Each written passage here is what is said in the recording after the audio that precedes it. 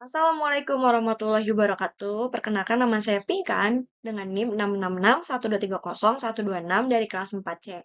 Pada kesempatan video kali ini, saya akan memaparkan video saya untuk memenuhi tugas akhir mata kuliah Digital Governance dengan dosen pengampu Dr. Ibu Ayuning Budiyati, SIP MPPM. Pada kesempatan kali ini, saya akan memaparkan terlebih dahulu analisis governance arrangement by matrix Weil and Ross pada aplikasi Wonder by BNI. Saya akan menjelaskan terlebih dahulu apa itu aplikasi Wonder by BNI. Nah, aplikasi ini merupakan aplikasi super app perbankan terbaru yang diluncurkan oleh PT Bank Negara Indonesia sebagai bagian dari perayaan ulang tahun ke-78 bank tersebut pada tanggal 5 Juli tahun 2024. Nah, latar belakang peluncuran Wonder by BNI ini adalah hasil dari proses transformasi yang telah dimulai sejak tahun 2020, bertujuan untuk memperbaiki platform bisnis perusahaan, terutama dalam hal layanan digital. Nah, Wonder by BNI ini dirancang dengan mengikuti standar keunggulan di industri yang tidak hanya di Indonesia tetapi mengikuti standar global sehingga akan menjadi game changer bagi BNI maupun industri perbankan di Indonesia. Nah, tampilan dalam aplikasi BNI sendiri seperti ini ya teman-teman.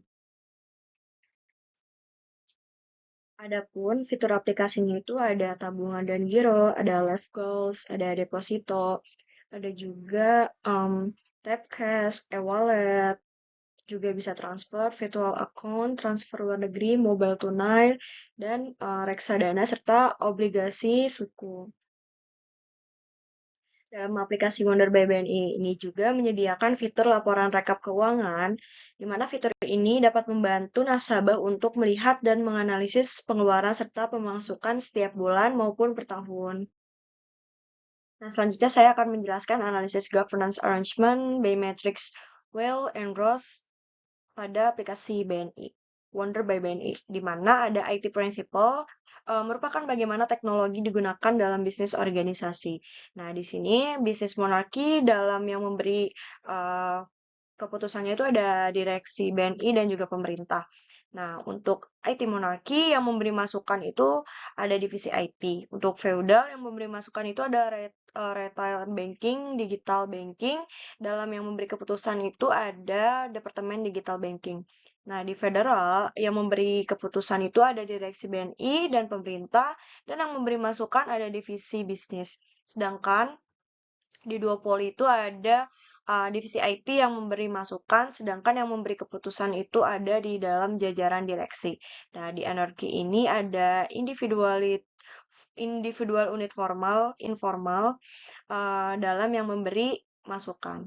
Selanjutnya ada IT architecture, yaitu di mana penentuan integrasi dan standarisasi dalam sebuah sistem.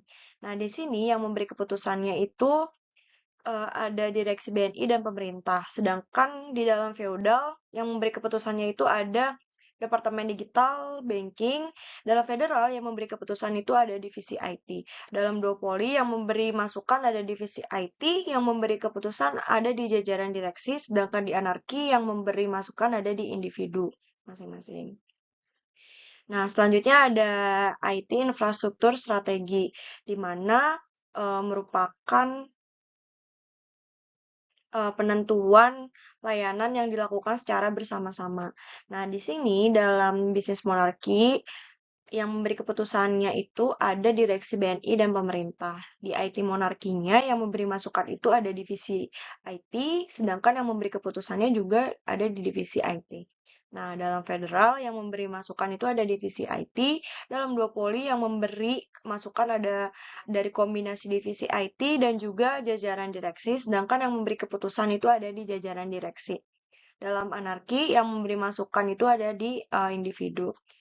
Lalu selanjutnya ada di Business Application Needs, di mana merupakan aplikasi bisnis yang perlu diadakan atau dibuat. Nah, di sini bisnis monarkinya itu memberi keputusannya ada di direksi BNI pemerintah. Dan yang memberi masukan dalam IT monarkinya itu ada divisi IT.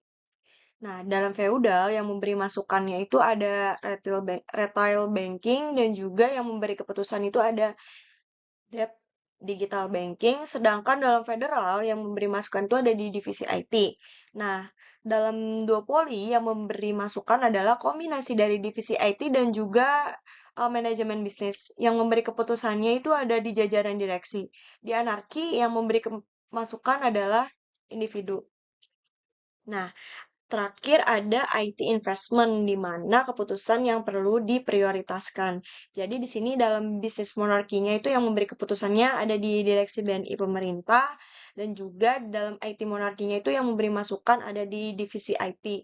Nah, dalam feudal yang memberi keputusan itu ada di Departemen Digital Banking, sedangkan di federal yang memberi keputusan itu ada di direksi BNI divisi IT. Nah, sedangkan di duopoli itu yang memberi masukan ada kombinasi divisi IT dan juga manajemen. Lalu,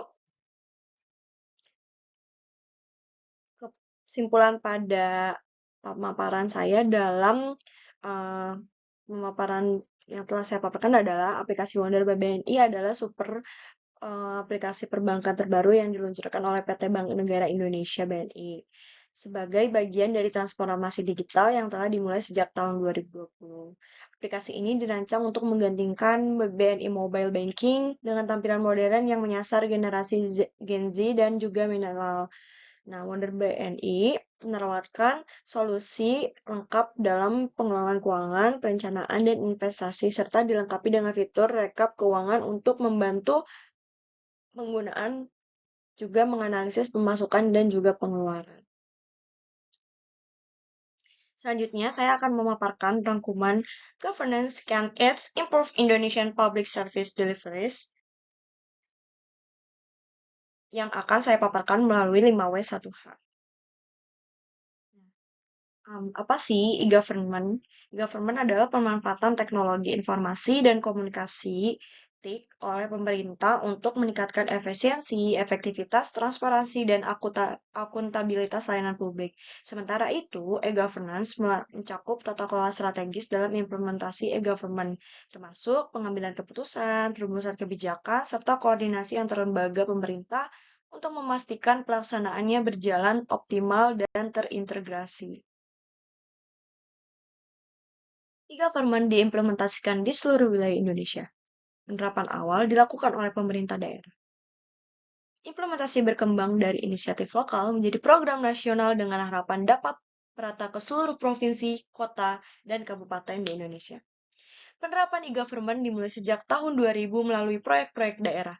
Pemerintah pusat kemudian meresmikan implementasinya melalui Instruksi Presiden nomor 6 tahun 2001 dan nomor 3 tahun 2003 tentang strategi nasional. Targetnya adalah seluruh instansi pemerintahan termasuk hingga tingkat kecamatan dengan menerapkan e-government secara menyeluruh paling lambat pada tahun 2005. Mengapa e-government diperlukan? E-government dibutuhkan untuk mengatasi birokrasi yang lambat, tidak efisien, serta maraknya praktik korupsi, kolusi, dan nepotisme. Selain itu, teknologi ini menjawab tantangan sulitnya akses layanan publik di daerah terpencil dan ketimpangan informasi. Tujuan utamanya adalah menciptakan layanan yang transparan, mudah diakses oleh masyarakat, serta membangun kembali kepercayaan publik terhadap kinerja pemerintah. Siapa saja yang terlibat? Penerapan e-government melibatkan pemerintah pusat melalui Kominfo sebagai koordinator utama. Pemerintah daerah menjadi pelaksana awal. BUMN seperti PT Telkom dan PT Indosat berperan sebagai mitra teknologi. Masyarakat adalah pengguna layanan digital tersebut.